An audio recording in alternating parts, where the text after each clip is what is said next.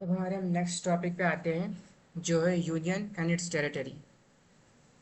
ठीक है, तो यूनियन एंड इट्स टेरिटरी में आर्टिकल 1 आर्टिकल 1 जो है बात करता है name and the territory of the union. Name and the territory of union.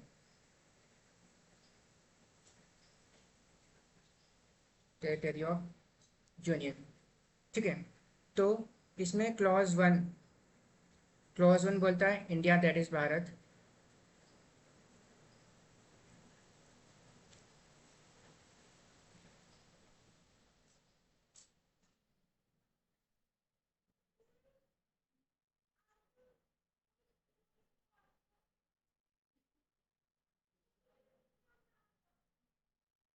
India that is Bharat shall be union of states, clause 1 बोलता है। मतलब इंडिया को दो नाम यहाँ पे दिए गए, इंडिया जो कि भारत है।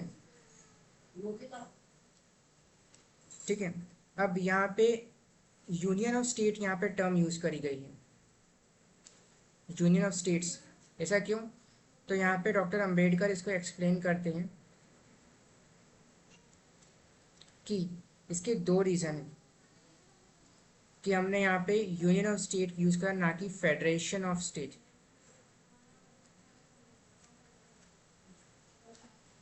इसका सबसे बड़ा रीज़न है, फर्स्ट रीज़न, कि यहाँ पे इंडिया जो है अग्रीमेंट के बीच में नहीं हुआ। मतलब सारी स्टेट्स ने अग्रीमेंट करा है, उसके बाद जो है एक यूनियन स्टेट बना, इंडिया बना है, ऐसा नहीं है।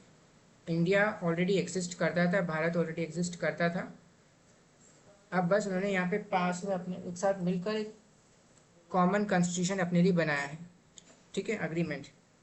सेकंड रीज़न कि यहाँ पर यूएसए में क्या है कि कोई भी स्टेट सेसीड कर सकता है, मतलब भारत से बाहर यूएसए से बाहर निकल सकता है वोट करके। लेकिन इंडिया में ऐसा नहीं है, कोई भी स्टेट सेसीड अपने आप खुद से बाहर नहीं निकल सकता है। ठीक है, इसलिए यहाँ पे India that is Bharat shall be a union of state कहा जाता है। इसके बाद हमारे पास आता है क्लॉज 2 ऑफ द आर्टिकल 1, जिसमें कहा जाता है कि जो भी स्टेट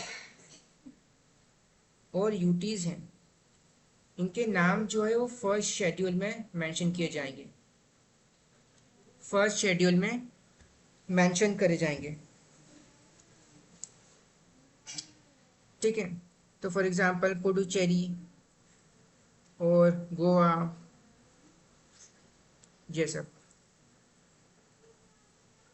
इसके बाद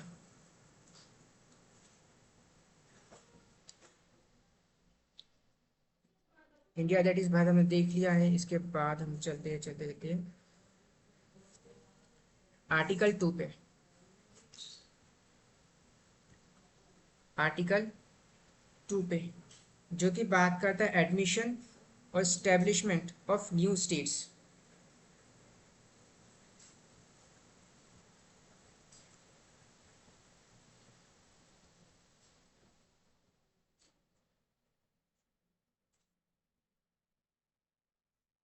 एडमिशन और स्टैब्लिशमेंट ऑफ न्यू स्टेट्स मतलब, अब फॉर एग्जांपल इंडिया ने फ्यूचर में पाकिस्तान को अपने साथ मिला लिया। ठीक है, तो यहाँ पर क्या होगा, आर्टिकल 2 यूज होगा, जहाँ पे पार्लियामेंट को अथॉरिटी है कि वो नई टेरिटरी इंडिया में एडमिट कर सकता है। ठीक है, जो भी टर्म्स और कंडीशंस पार्लियामेंट को लग रही है। फॉर एग्जांपल हमारे पास एक केस ऑलरेडी है सिक्किम का। सिक्किम जो है, जब हमारा इंडिया पहला इंडिया बना था, भारत बना था, तो उस टाइम में इंडिया का पार्ट नहीं था। लेकिन फ्यूचर में जाके आर्टिकल कॉन्स्टिट्यूशन में हमने उसको सिक्किम को एडमिट कर लिया अपने साथ। ठीक है, तो फॉर एग्जांपल हम पूरा समझ लेते हैं एडमिट वर्सेस स्टैब्लिश।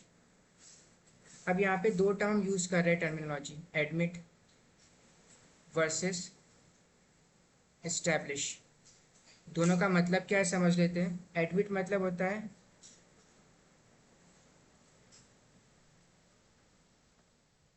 कि पहले से ही एक स्टेट एग्जिस्ट करता है, लेकिन वो इंडिया का पार्ट नहीं है, वो एक्सटर्नल पार्ट है।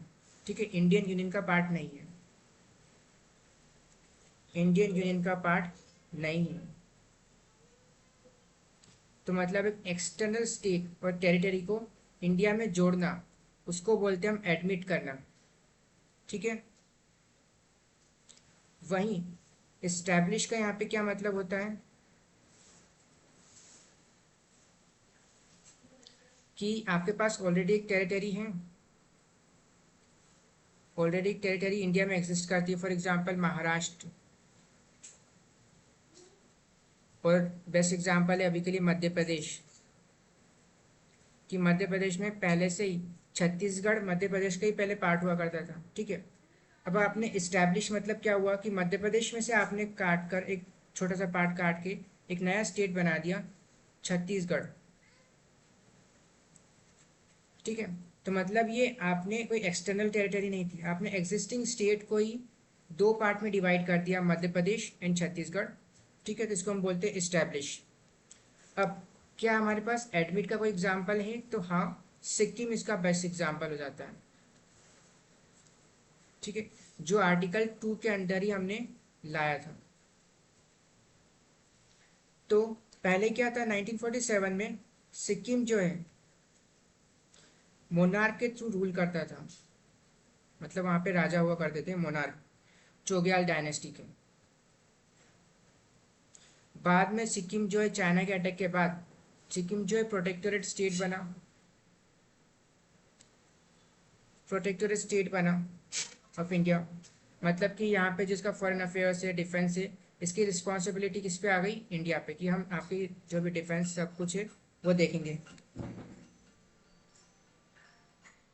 डिफेंस, ये सारी चीज़ें हम देखेंगे।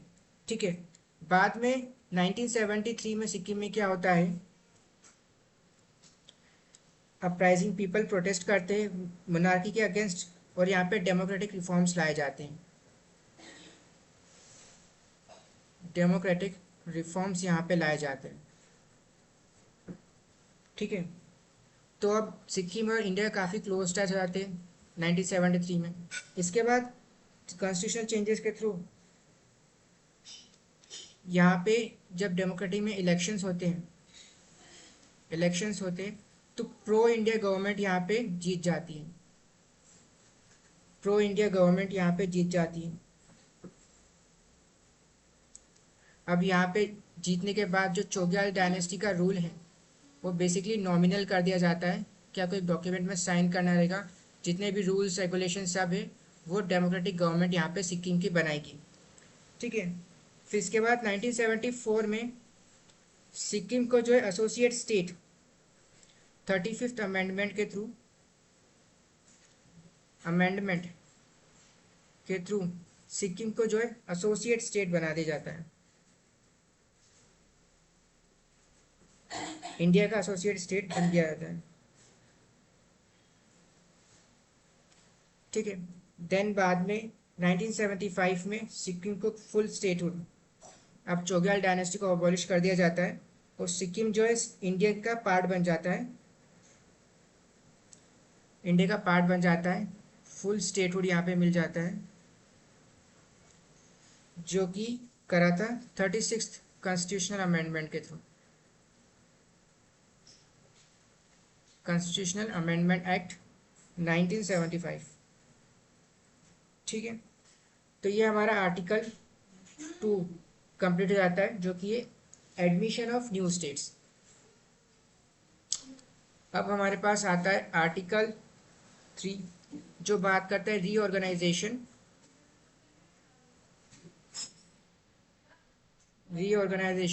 ऑफ एग्जिस्टिंग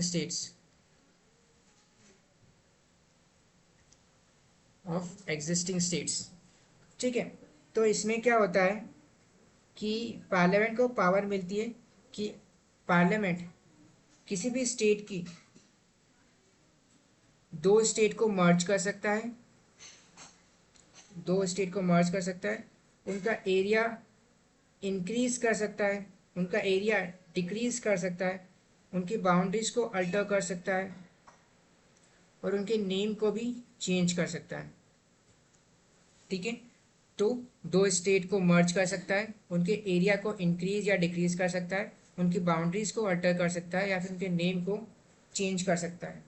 लेकिन ये सब करने के लिए अंडर आर्टिकल 3 यहाँ पे सबसे पहले prior permission of prior recommendation आपको प्रेसिडेंट की लेना पड़ेगी। तो जो अगर आपको चेंज करना है तो बिल जो है किसी भी पार्लियामेंट में, इधर हाउस आप लोकसभा में प्रेजेंट कर सकते हो, राज्यसभा में प्रेजेंट कर सकते हो, किसी भी पार्लियामेंट की किसी पार्ट में आप प्रेजेंट करो प्रेसिडेंट की रिकमेंडेशन लेने के बाद में। इसके बाद ये जो बिल है इसको प्रेसिडेंट, जो भी स्टेट है जिससे ये अफेक्ट हो रहा है, जो स्टेट अफेक्ट हो रही है, अफेक्टेड स्टेट को ये बिल सेंड किया जाता है कि आप अपने रिकमेंडेशंस, जो भी आपका सुझाव है, रिकमेंड करो हमको। लेकिन ये सुझाव जो है बाइंडिंग नहीं है, ये सिर्फ रिकमेंडेशंस है, ठीक है। अब ये बिल वापस से जो है जहाँ से पास हुआ है वहीं से वापस आता है लोकसभा राज्यसभा में। और अब इनको रिकमेंडेशन इनके पास में एक्सेप्ट करना है नहीं एक्सेप्ट करना है ये लोकसभा पे डिपेंड करता है और राज्यसभा पे डिपेंड करता है। आपने बिल पढ़ा, इसके बाद इस बिल को आप सिंपल मेजोरिटी से चेंज कर सकते हो, ठीक है।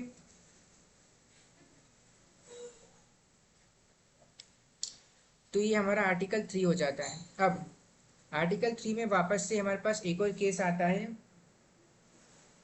जम्मू कश्मीर का।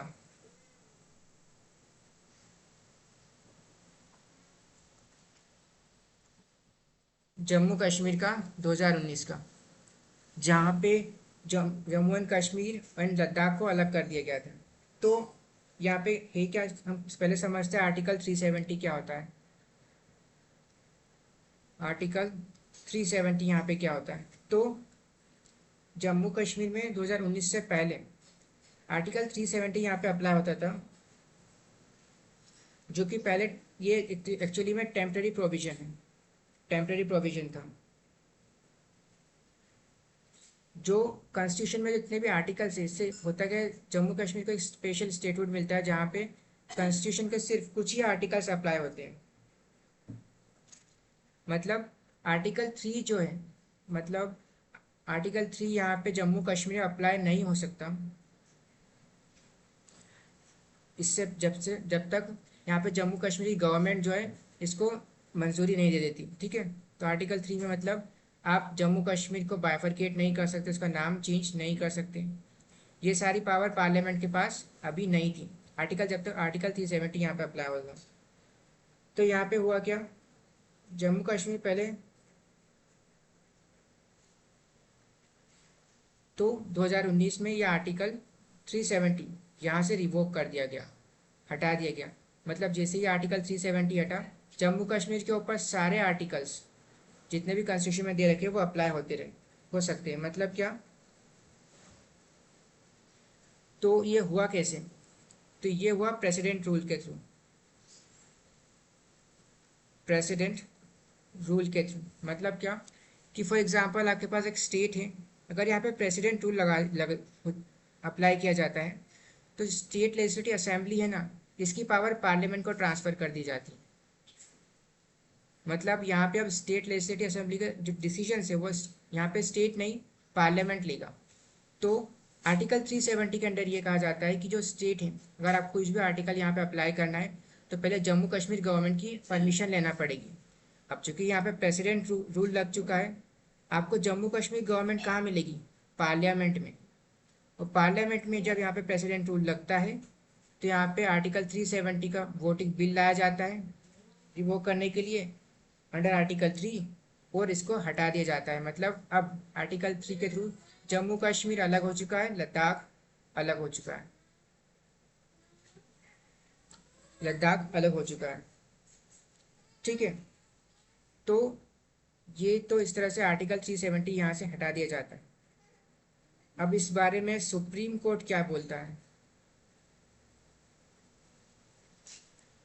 कि यहाँ पे क्वेश्चन आता है, प्रेसिडेंट रूल जो है टेम्पररी है, प्रेसिडेंट रूल जो है टेम्पररी है। इसका मतलब ये हुआ कि तो क्या अगर किसी भी स्टेट में अगर प्रेसिडेंट रूल लग जाए और उस केस में पार्लियामेंट कुछ भी लॉ पास करे पार्लियामेंट कुछ भी लॉ पास करे तो क्या वो परमानेंट हो जाता है? परमानेंट हो जाता है मतलब आफ्टर प्रेसिडेंट रूल, तब भी क्या ये रूल लागू रहेगा वहां पे?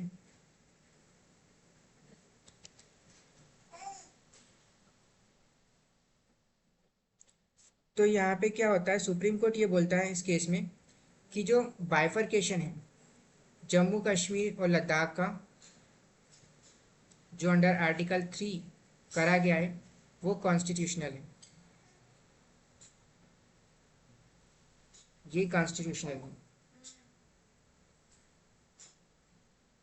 लेकिन क्या यहाँ पे पूरे के पूरे स्टेट को यूनियन टेरिटरी डिक्लेयर किया जा सकता है कि नहीं? क्या पूरे के पूरे स्टेट को यूनियन टेरिटरी डिक्लेयर किया जा सकता है कि नहीं? इसका जवाब सुप्रीम कोर्ट ने देने से मना कर दिया, क्योंकि सुप्रीम कोर्ट को ये एश्योरेंस दी गई थी by solicitor general, by solicitor general, कि हम आगे चल के जो जम्मू एंड कश्मीर है उसको वापस से स्टेट में कन्वर्ट कर देंगे। तो सुप्रीम कोर्ट ने इसका आंसर देने से मना कर दिया कि हमें सॉलिसिटर जनरल ने एक एश्योरेंस दिया है कि बाद में जम्मू कश्मीर को स्टेट जो है बना दिया जाएगा। तो यहाँ पे कॉन्स्टिट्यूशन कंसर्न्स यहाँ पे आ जाते हैं कि क्या गवर्नमेंट फ्यूचर में किसी भी स्टेट को पूरा की पूरा यूटी बनाकर सेंट्रल कंट्रोल ले सकती है, कि मतलब एक तरह से हम फेडरेशन की जगह एक यूनियन टेरिटरी बन जाएंगे, कि सारे स्टेट नहीं, अब स्टेट एक भी नहीं है, सब यूनियन टेरिटरी बन चुके हैं।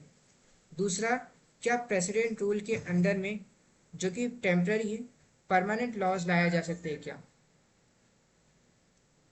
मतलब आफ्टर प्रेसिडेंट रूल क्या वो लॉज एग्जिस्ट करेंगे? तो ये क्वेश्चन सुप्रीम कोर्ट ने जो आंसर इसके नहीं दिए। ठीक है, इसके बाद हम चलते हैं आर्टिकल 4 में। तो यहाँ पे ये बोला जाता है कि आर्टिकल 2 और आर्टिकल 3 के अंदर जो भी फर्स्ट शेड्यूल में चेंजेस करे जा रहे हैं वो सप्लीमेंटल है और कॉन्सिक्वेंशियल है, मैटर्स हैं। तो इनको हम कॉन्स्टिट्यूशनल अमेंडमेंट नहीं मानेंगे, कॉन्स्टिट्यूशनल अमेंडमेंट नहीं मानेंगे।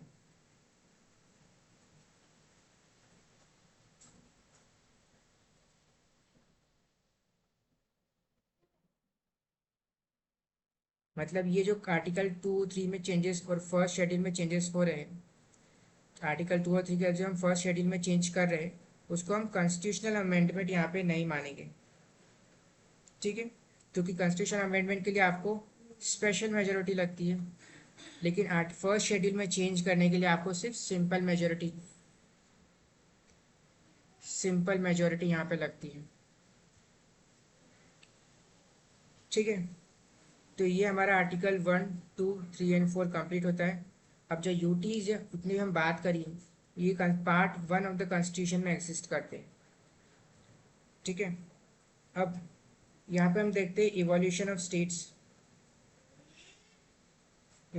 स्टेट्स। तो पहले जब हम 1950 में हमारा जो कॉन्स्टिट्यूशन है वो कुछ इस तरह दिखता था, part A, part B, part C and part D. Part D में अंडमान निकोबार आ जाते थे। पार्ट ए में जो जो फॉर्मर चीफ कमिश्नर हैं उसे हम प्रिंसली स्टेट आ जाते थे। पार्ट बी में भी प्रिंसली स्टेट्स आ जाते थे, और पार्ट ए में गवर्नर का जो रूल करती हुई स्टेट थी, ब्रिटिश इंडिया था, वो आता था। ब्रिटिश इंडिया था, वो आता था। ठीक है, अब यहाँ पे फ्रीडम और आज़ादी के बाद एक कंसेप्ट आता है, क्या हम लैंग्वेज के बेसिस पे स्टेट को डिवाइड कर सकते हैं क्या, स्टेट बना सकते हैं क्या? तो उसके लिए 3 कमीशन यहाँ पे सेटअप होती है। सबसे पहला सेटअप होती है धर कमीशन, जो कंप्लीटली रिजेक्ट कर देती है किसी भी तरह के लैंग्वेज के बेसिस पे स्टेट को बाइफरकेट करने का। देन यहाँ पे जेवीपी, जवाहरलाल नेहरू, वल्लभ भाई पटेल, ये 3 पर्सन जो है यहाँ पे कमेटी बनाते हैं। अगेन यहाँ पे लैंग्वेज को मना कर देती है। देन यहाँ पे स्टेट रीऑर्गेनाइजेशन कमीशन, जिसको हेड करते हैं फजल अली, और हम बोलते हैं फजल अली कमीशन, ये बोलती है कि एक्सेप्ट करती है लैंग्वेज को, कि हम लैंग्वेज के बेसिस पे स्टेट को रीऑर्गेनाइज कर सकते हैं, लेकिन सिर्फ लैंग्वेज की नहीं, कि यहाँ पे वन लैंग्वेज वन स्टेट का कंसेप्ट को रिजेक्ट करती है, वन लैंग्वेज वन स्टेट को, लेकिन लैंग्वेज के बेसिस पे यहाँ पे कंपल बोल देती कि हाँ हम लैंग्वेज के बेसिस पे स्टेट को बाइफरकेट कर सकते हैं। एक बेस हो सकता है, मतलब आप लैंग्वेज प्लस कल्चर करो, लैंग्वेज प्लस का जो भी आपके जो दूसरे पर सिस्टम्स हैं उनको लो, लेकिन सिर्फ अकेली लैंग्वेज आप नहीं कर सकते, मतलब एक लैंग्वेज एक स्टेट ऐसा नहीं हो सकता। ठीक है, तो यहाँ पे सबसे पहले आंध्र प्रदेश जो है सबसे पहली स्टेट बनती है जो लैंग्वेज के बेसिस पे बाइफरकेट होती है, जो मद्रास से बाहर निकलती है। ठीक है, और इस स्टेट रीऑर्गेनाइजेशन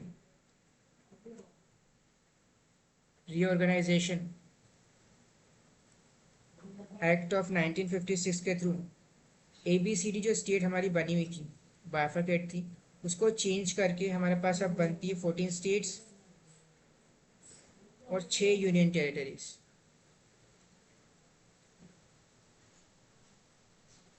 6 यूनियन टेरिटरीज।